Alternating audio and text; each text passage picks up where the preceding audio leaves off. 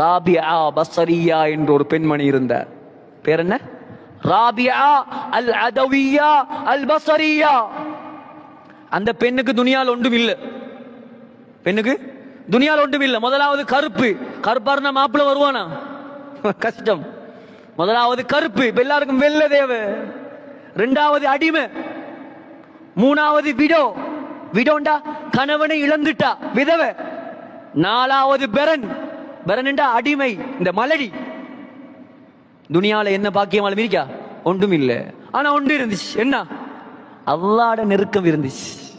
அல்லாஹ்வுடைய நெருக்கம் இருந்துச்சு. அந்த காலத்தில் வாழ்ந்த மிகப்பெரிய இமாம் யார்? ஹசனுல் பஸ்ரி. சஹாபாக்கள்ல 4 பேருக்கு அந்த யார்? அபூபக்கர், உமர், உஸ்மான், அலி ரலியல்லாஹு அன்ஹும்.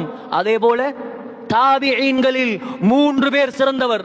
முதலாவது உவைசுல் கர்னி, யமன் தேசத்தை சேர்ந்தவர். இரண்டாவது சயீத் இப்னுல் முஸையிப், மதீனாவை சேர்ந்தவர். மூணாவது ஹசனுல் பஸ்ரி, பஸ்ராவை சேர்ந்தவர். அந்த ஹசனுல் பஸ்ரி அழகான வாலிபர், ஒரு இமாம், மதுஹபின் இமாம், அரச குடும்பத்தை சேர்ந்தவர், இளம் பொடியன்.